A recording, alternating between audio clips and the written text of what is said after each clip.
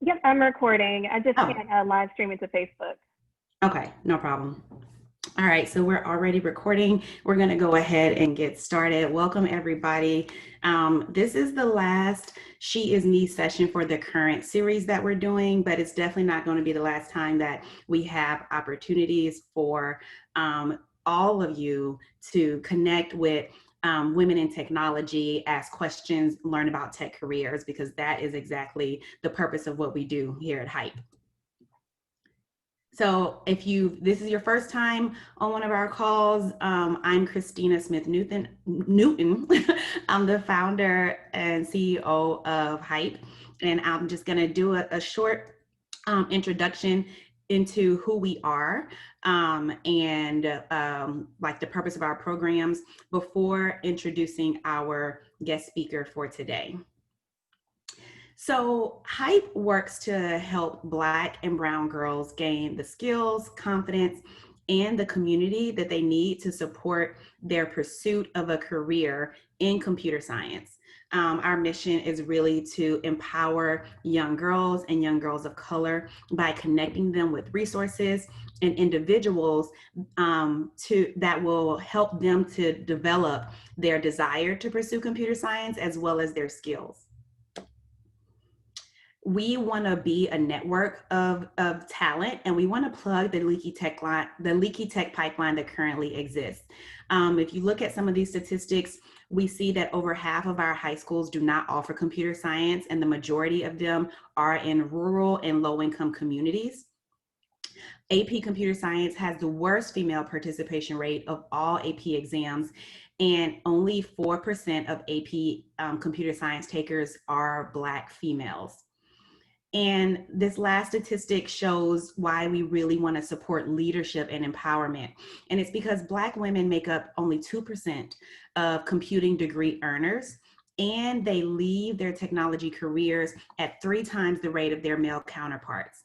And so we believe that if we can teach girls how to code, help them build confidence in their skills, as well as community with other girls, and then empower them to become leaders and to understand contributions that they can make to positive contributions that they can make to our world using technology and computer science, then they are more likely to pursue STEM degrees and stay in technology careers, and then kind of come back full circle and help empower other young girls and bring other girls up as they are climbing the ladder themselves.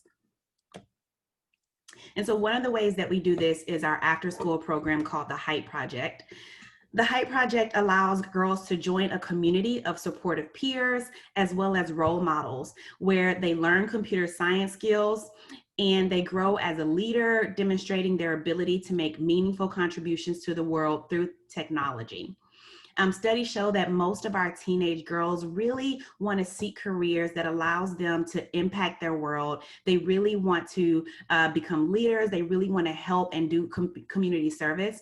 And so we want to, through the Hype Project, help them to see how they can connect their passions to community service, to supporting others, to servant leadership, and connect all of that with technology and computer science. Our Hype Project is a virtual after-school program. It consists of 12 live virtual instructions facilitated by a Hype instructor. We have multiple programming languages that we will be offering beginning in 2021. And we also have we also support multiple skills levels. At the end of the Hype Project, girls complete a Hype Impact project where they get a chance to bring awareness to an issue that they are passionate about or share an issue that they want to bring awareness to through development of a website and through technology. We currently are accepting applications for our upcoming Hype Project, but if you're tuning in today and you are not a current part of the program or you have not applied, today is the last day to complete an application for the program. Our next program will begin on Monday, October the 12th. And if you are not able to submit an application before it closes today, then you can always submit an interest form or give us your information to be added to the wait list and to be informed about the upcoming opportunities that will take place next year, or to get a seat if a spot opens up from the wait list. So you can visit gethype.org/hype-project in order to apply. Joining the program is easy. You will complete an application and be given an onboarding form. We will be meeting on Mondays and Wednesdays from 4 p.m. to 5:30 if you are accepted into this this upcoming program. We will be meeting online virtually starting Monday, and the program lasts for 6 weeks.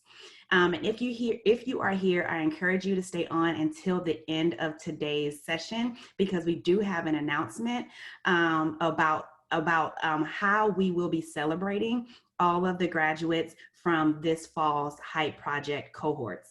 And so we love for you to stick around until the end to hear this announcement that we're going to make. And so now we are really excited to introduce our guest speaker for today, Sairina Merino Tsui. And you know, Sairina, when you get on and are able to talk, feel free to definitely correct me if I did not pronounce your name correctly.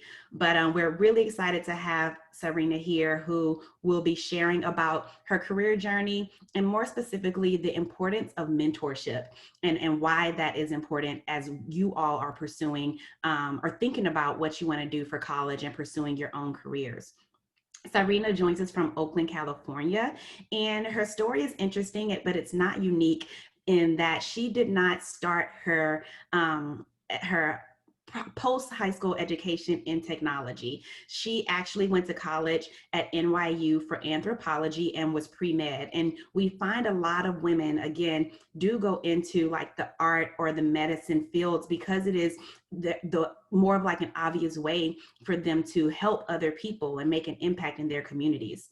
Sairina became a teacher and got her master's in secondary science education, and then worked for 12 years teaching high school and serving as an assistant principal.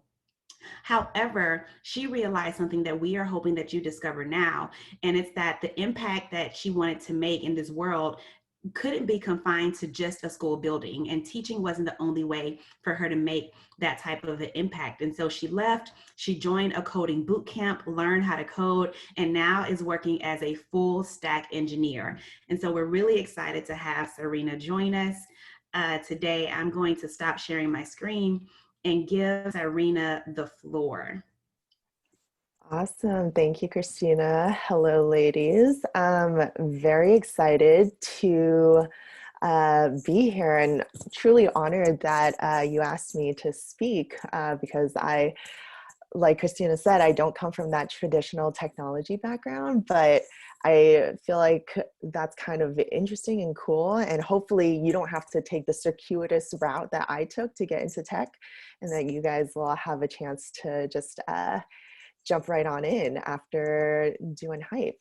All right, so let me see if I can figure out how to share. I'm sure all of the participants always say that. And do you all see the importance of membership? Let's see, which screen? Yep, we can see the screen that you're sharing. Awesome. Jim Okay. Carrey. Yeah. And Jim Carrey, right? And you don't see my presenter notes, right? You see the actual presentation? Just the presentation, yep. Awesome, just checking. Cool, all right, so Jim Carrey is not my favorite person, but I mean, I think he does a good job of explaining what mentorship is, right? It's like, you're good, but if you find a mentor, that mentor should be able to make you the best, right? So let's take a look. All right, so again, my name is Sairina Merino Tsui,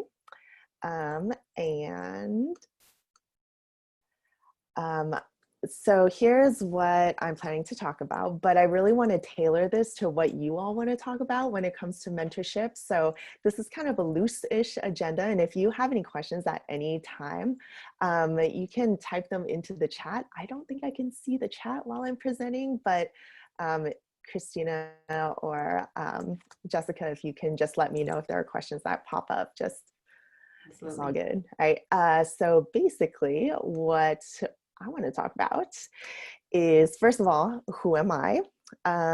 Why you should listen to me or why you should not listen to me.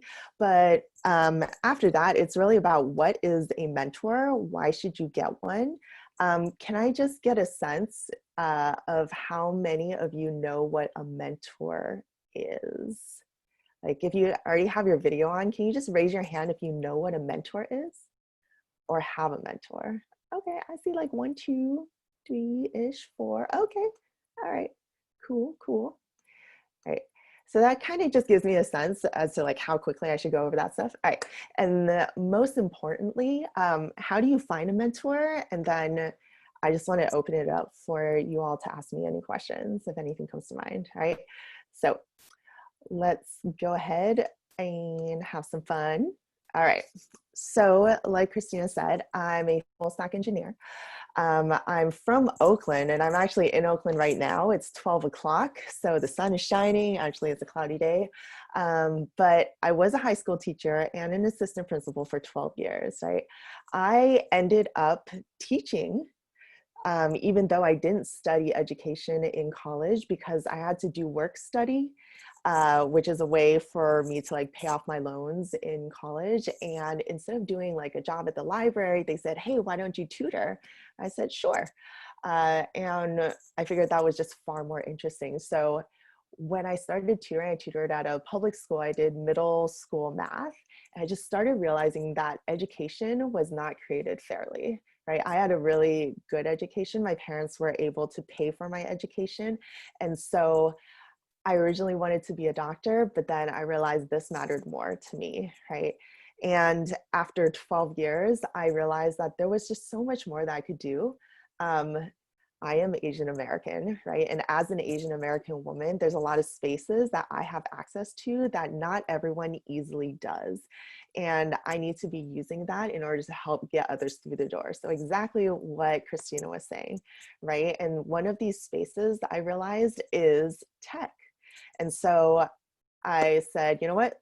I'm gonna quit my job. Let's do this. I did a coding boot camp and now I'm a full stack engineer. So dreams can happen, right? So just a little bit about me. So basically my last slide, but in pictures. This is me, the one on the left. This is my wife. Oops, we'll go back.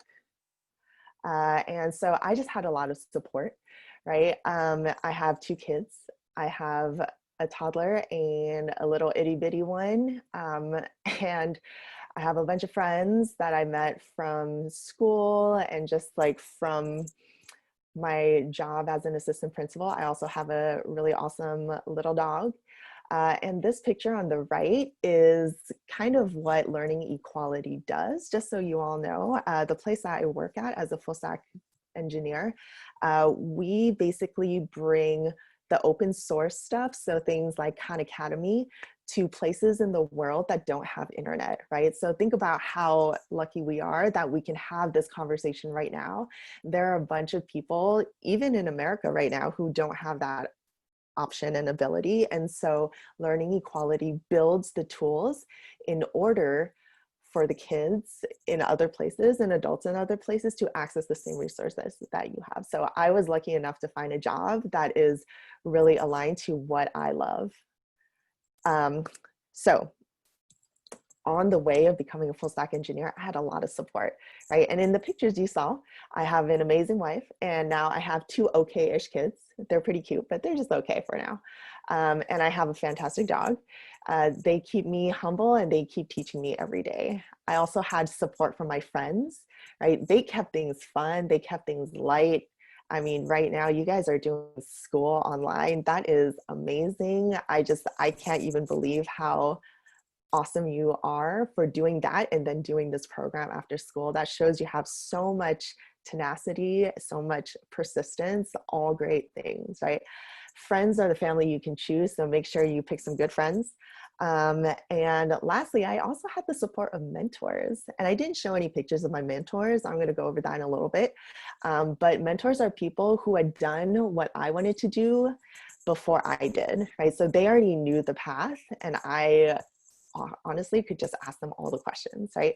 So if I had questions, they already had the answers to them and they were ready to listen to me vent and help me along the way, right? So I'm curious, and you all can type this in the chat, but what percentage of professionals believe that having a mentor is important? And this is something, it's out of 100%, what percent, and go ahead and type this into the chat, what percent of professionals believe that having a mentor is important? Right? Do you think it's like only 15% of people think that having a mentor is important? Is it 100% of people think that it's important? We're seeing like 90%, 95%, 75%, 93%, so pretty high. Yeah, you know what? You are all right. It is way high, right? So in fact, 76% believe that mentorship is very important or important. So they kind of lumped this together, and 18% is neutral. So literally only 6% of people don't think that having a mentor is important, right? And that's great and all, right? Only 6% of people don't think it's important, but only 37% of professionals, so adults who are working right now, have a mentor, right? Which means it's so important to have one, because if you have a mentor or several mentors, you're not limited to one, you'll be way ahead of the game, right? So before I share with you my mentors, I want to make sure we all have an idea of what a mentor does and who a mentor is, right? So here's Kobe. Right? Kobe wasn't a perfect man, but aside from his talents as a basketball player, he was actually known for mentoring many, many athletes, including his daughter, right? And so if we even think about some of the people that he mentored, right? Take a look at this group. This is a small sample. He mentored so many people, right? But what do you notice about the people in this group? Right, we have Naomi Osaka, we have Sabrina Ionescu, we have Trae Young. Obviously, I picked Trae Young because he's from the Falcons, but is there anything you all notice about these people? Are they the same gender? Oh, yeah, Christina, can you jump in, share with me what? Yeah, I'm sharing what people are saying in the chat. So people are saying that they're all in sports, they're young, they're well known, they become better at their sport. Yeah. Are there any differences that you notice about some of Kobe's mentees? Are there any differences? Gender, race. Yeah, they're different. They're in different fields of sports, right? We have tennis, NBA. There's other ones. Richard Sherman, I think, is another one of his mentees, right? So what does that tell us about somebody that you're looking for as a mentor?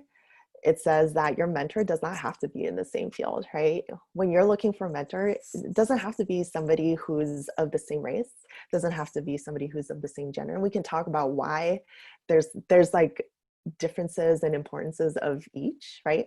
But really the takeaway is, what should a mentor have, right? So some things that you all might want to look for in a mentor is, first, that it's somebody who really wants to share, right?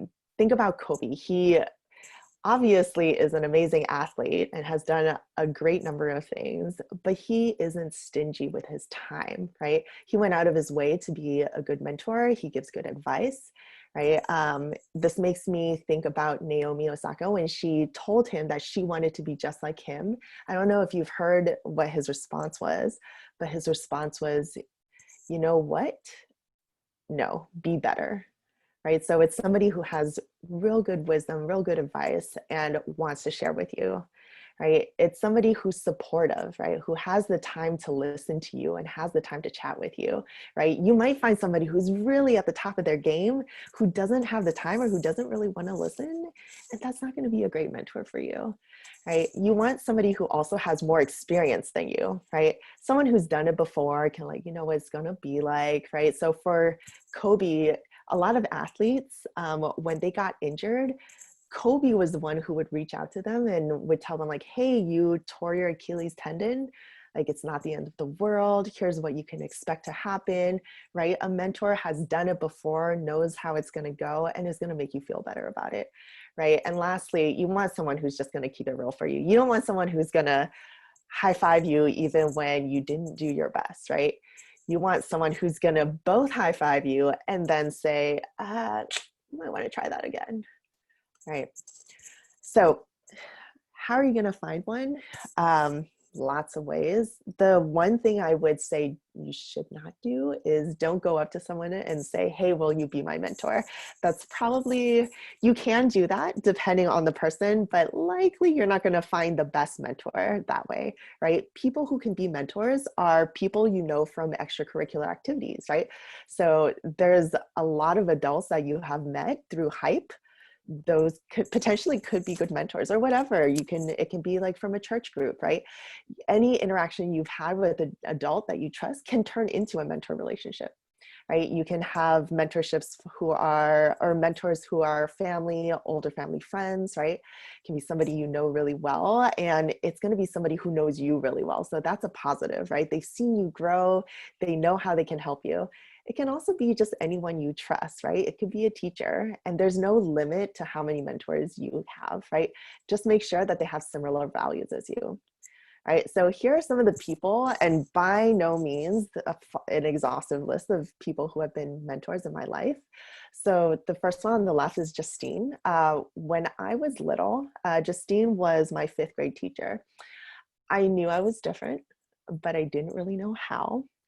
And Justine, I saw her, she was my 5th grade teacher, and I was like, that's a really confident woman who knows what's important and is really cool, really witty, really funny. Like, I really like her.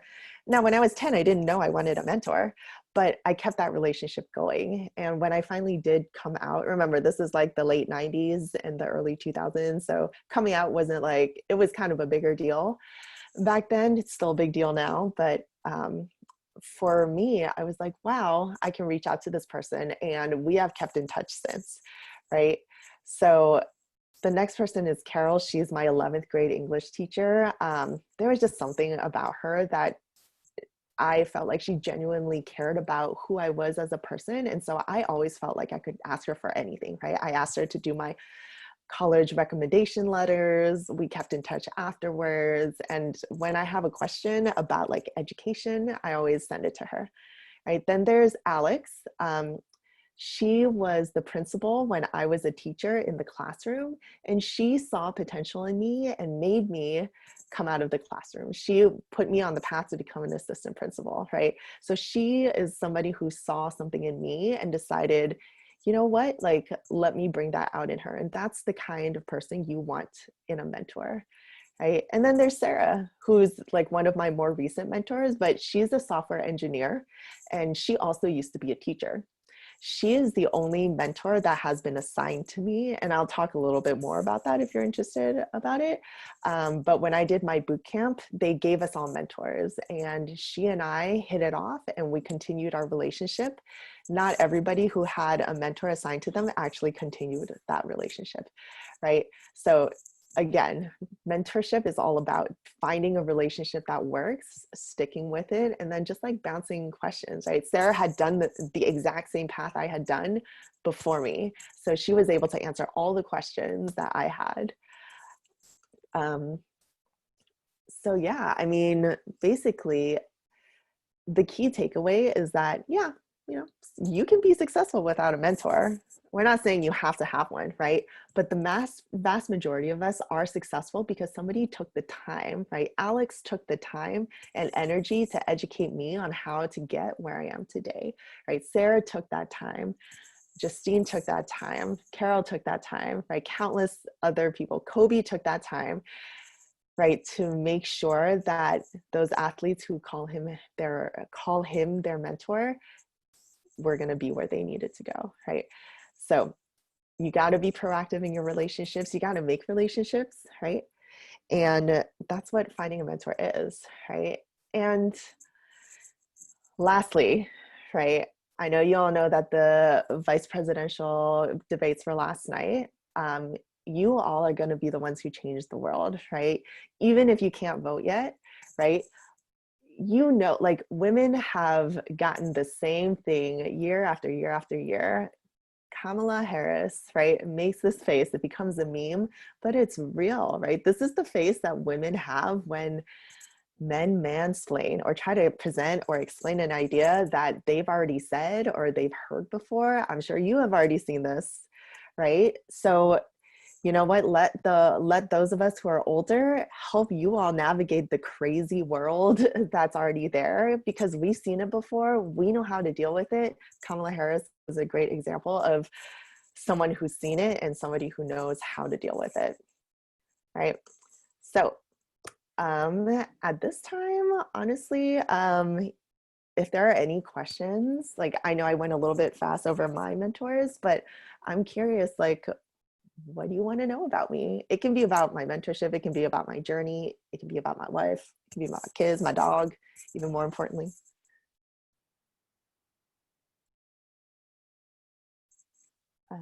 And I don't know if Jessica or Christina, if you can help me out here, I can go ahead and stop my sharing. Maybe that'll be easier for me to see. Yeah, you have one question so far. Cool. They want to know what kind of dog you have and what's Oh his yeah, name. see the dog. Name of the dog is Ninja. She is, we're not really sure what she is. We found her on the street across the street from us. She was hiding under a car when she was a little puppy. She's, we're guessing she's a black lab pit mix.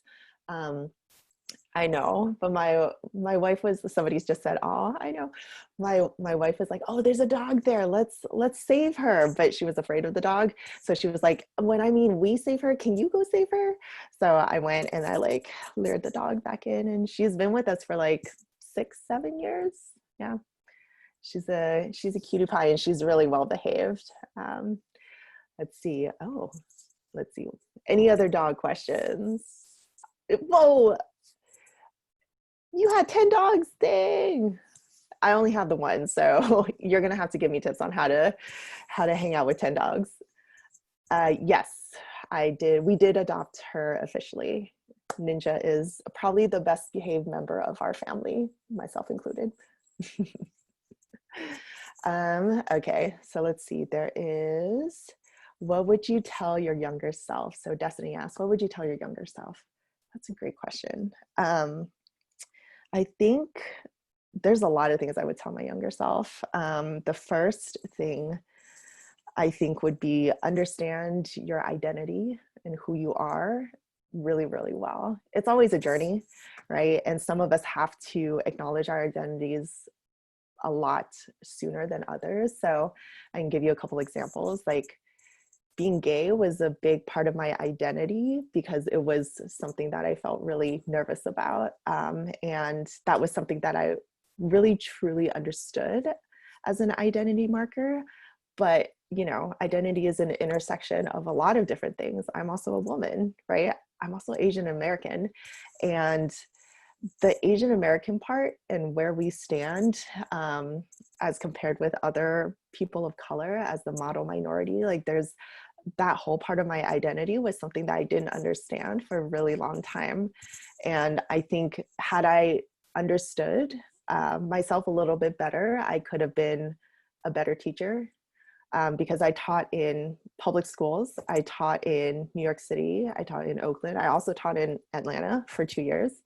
And I think that I could have been a better person for my students had I understood different parts of my identity a little bit better.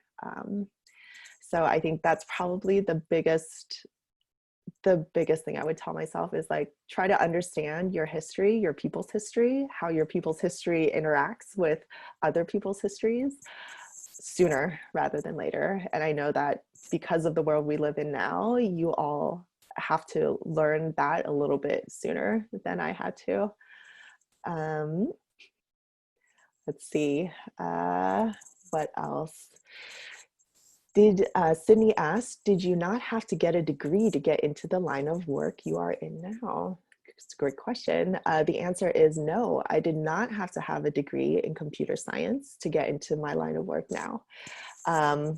And that's true. That's why all these boot camps came up. And they only came up recently, right? So basically my degree is in anthropology, which has nothing to do with computers whatsoever, right? But, and I have another degree in education. But the thing about starting off with computer science is that companies still look for people with computer science backgrounds. And if you go to college and major in computer science, you have all these other opportunities that I didn't have, right? So things like job fairs, things like finding a mentor easily, right? Your professor could be your mentor if you go in as a computer science major or switch to a computer science major, right? Or anything in comp sci. There's a lot of things you can get, including like jobs from bigger companies right off the bat, right? Because companies like Disney, Pixar, what's over in Atlanta, well, I don't really want to say Home Depot, but Home Depot is an example, right? Time Warner, all of these companies, like they look to places like Georgia Tech for their comp sci graduates, right? So while I didn't have to get a degree, I still had to pay, right? I still had to pay to do a boot camp, and the job opportunities were harder for me to find, right? It's not that it's impossible. It's just not as many. And to find a mentor is way harder if you don't have that background, because you didn't get 4 years to meet people and train with people and hang out with friends who are also computer science majors. I had to do mine really fast in the boot camp. Let's see. Somebody asked, being LGBTQ plus is so hard. I'm proud that you're happy now. Thank you so much, Zakia. That's really kind. Oh, and thank you, Elena. Let's see. There's a K. Roberts asked, is anthropology degree to study human behavior? That's a great question. Part of it is yes. So there's like the human culture. It's kind of a little bit like sociology. There's a human culture aspect of it, and there's also a like physical sciencey part of it, which is that you look at bones. So you know those shows like CSI or like Bones, right? Those people hire anthropologists, and part of what I used to do was I used to go into the bone lab. It's the osteology is the study of bones. So we had an osteology lab, and we just look at bone fragments. Some are human bone fragments, some are non-human bone fragments. But yeah, that's what anthropology is about.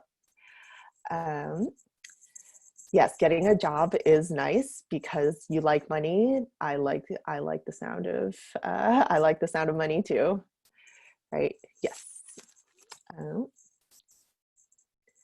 Yeah. Are there any other questions? I didn't want to make anthropology sound too cool because you do not get paid in anthropology.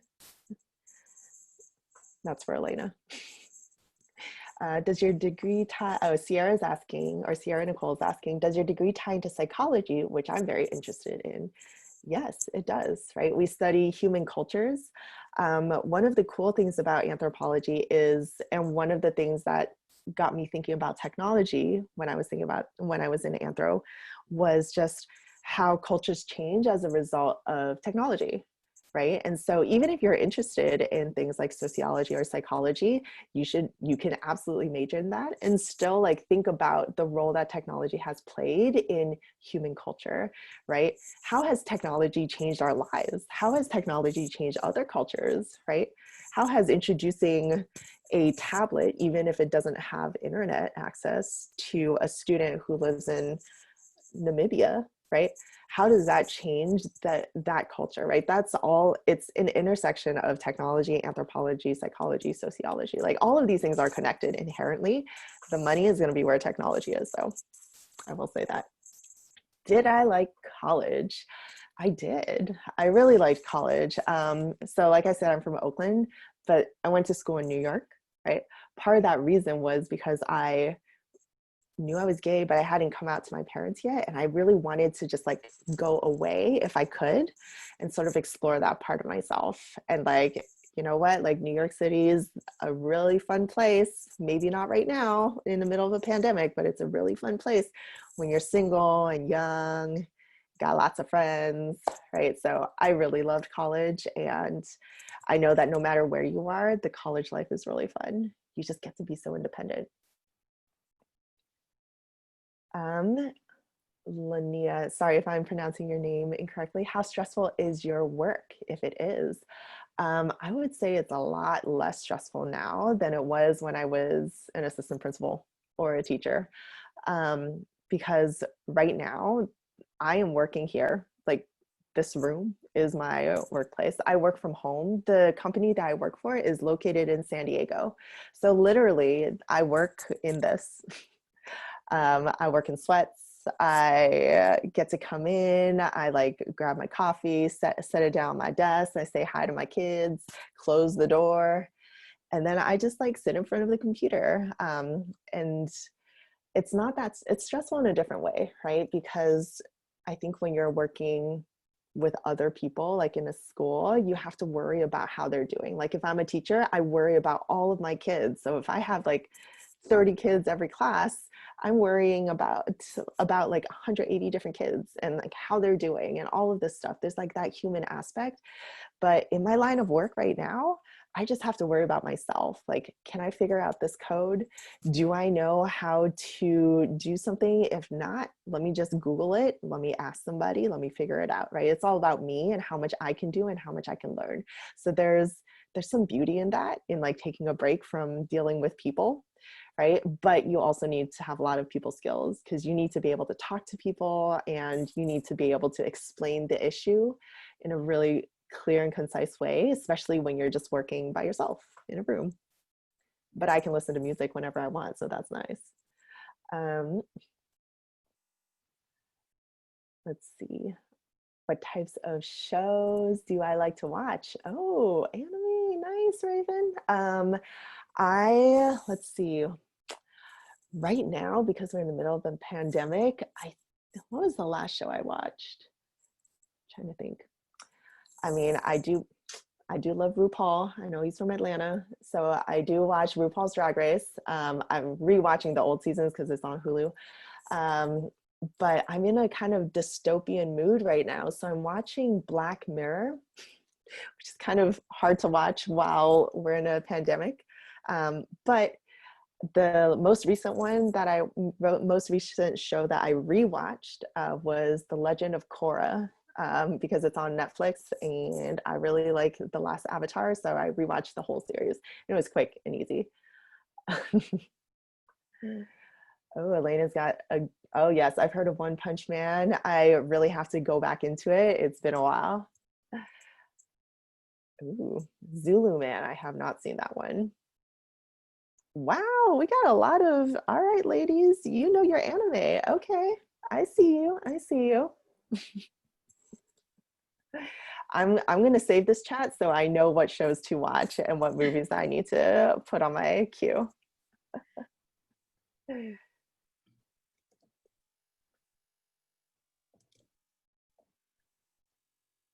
With an Awesome. So answer, I did want to just one this. thing that I wanted to respond publicly to something that I saw in the chat around psychology, because I do hear a lot of like high school students interested in psychology and things like that. And Sairina did a great job of talking about how how psychology and anthropology tie into different like tech, degrees and tech fields. And one way that is really popular right now is user experience and design and like tech design.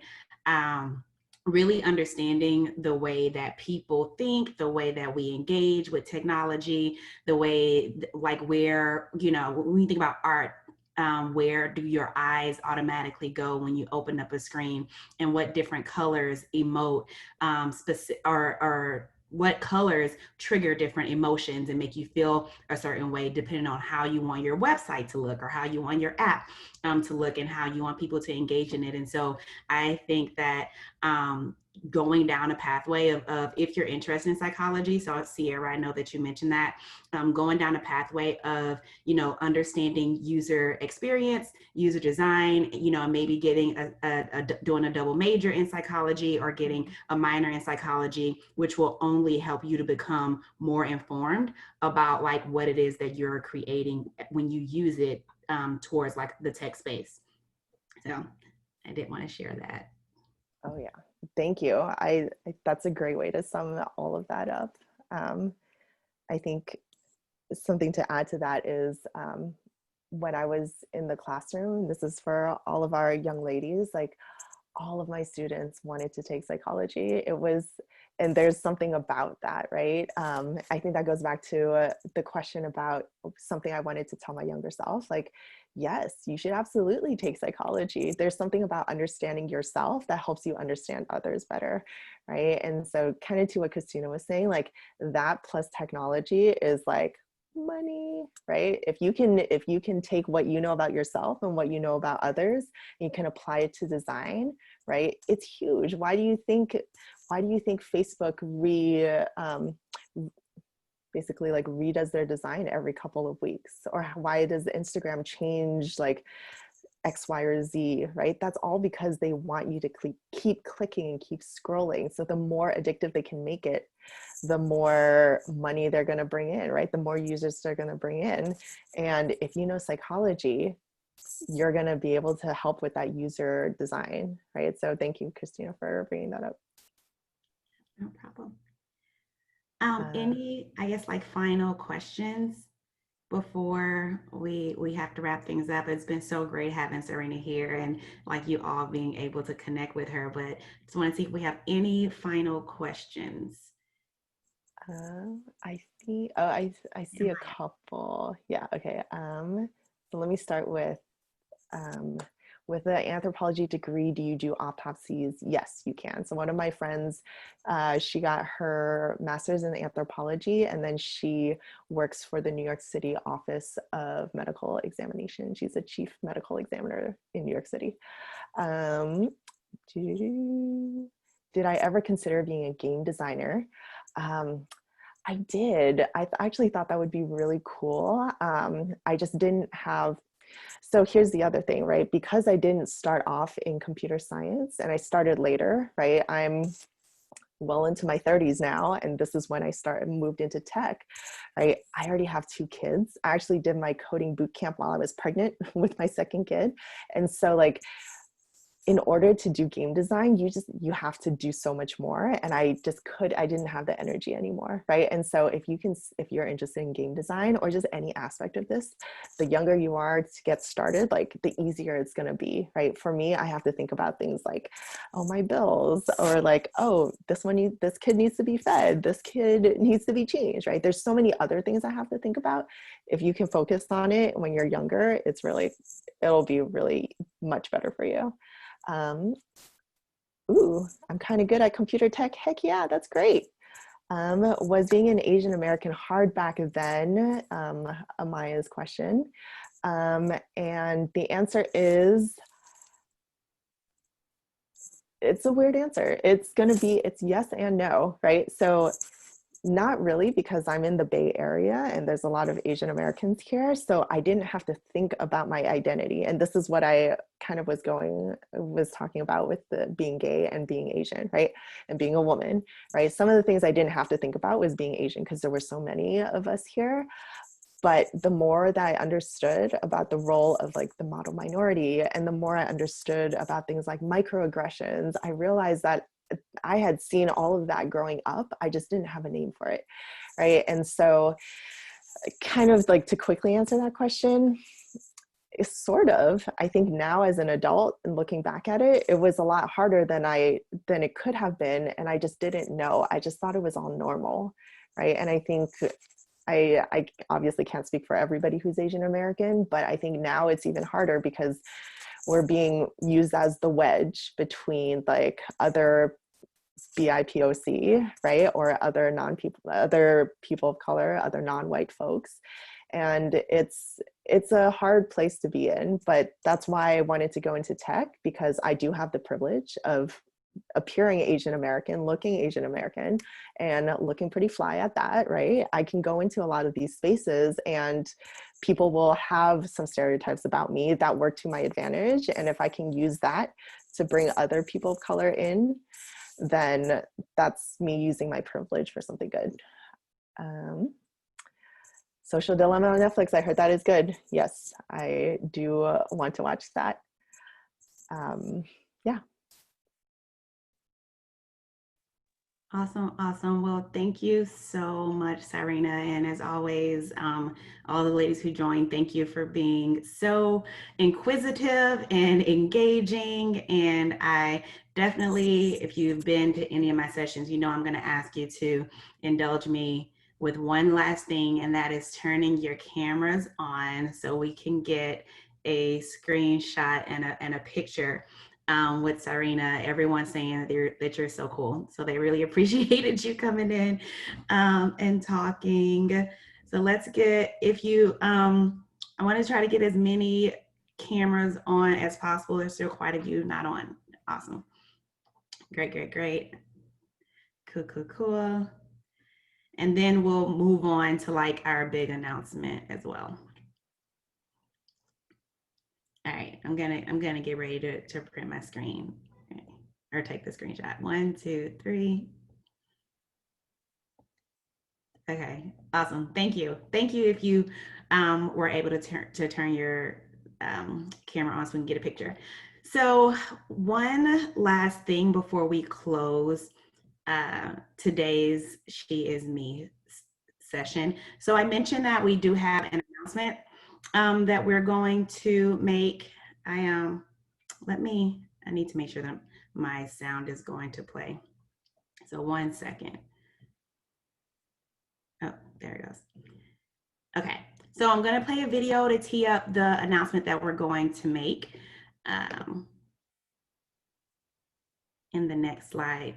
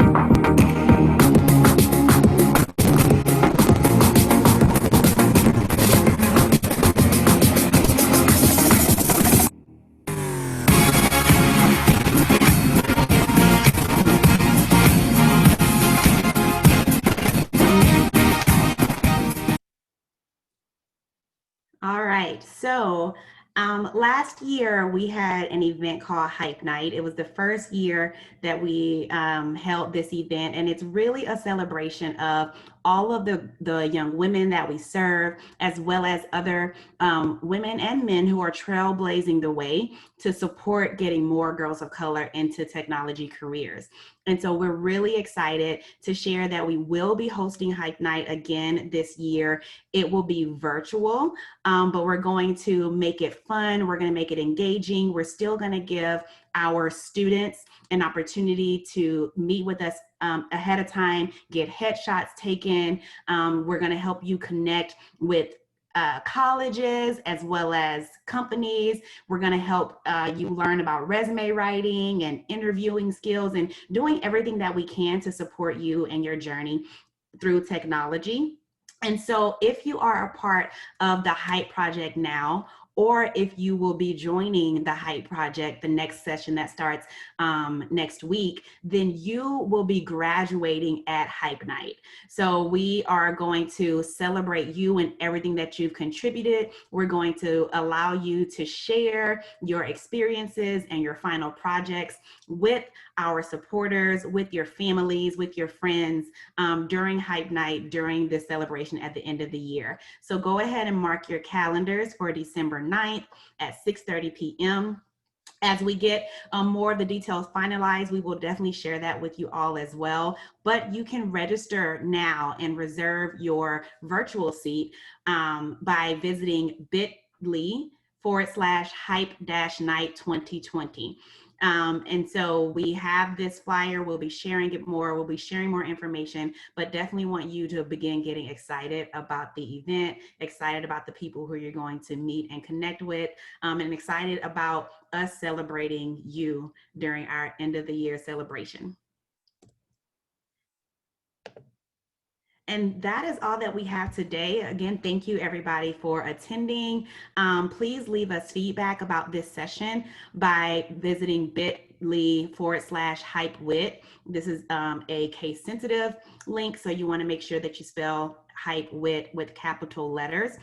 If you've attended previous sessions and you've submitted a feedback form, we still want you to submit a feedback form for today, because each form gives us insight into what topics were of interest to you, what guest speakers were of interest to you, so that we can better understand our audience, the things that you enjoy, so that we can continue creating programming that is geared specifically for you, for your enjoyment, and for your success. So thank you everyone for joining. That's all that we have today. If you are currently in the Hype project, then we are going to be meeting at our normal link at our normal Zoom link after this. But for everyone else, thank you so much for joining. This is the end of our session, and we'll see you next time. Goodbye. Yeah, everybody. Thank you, Miss Sairina.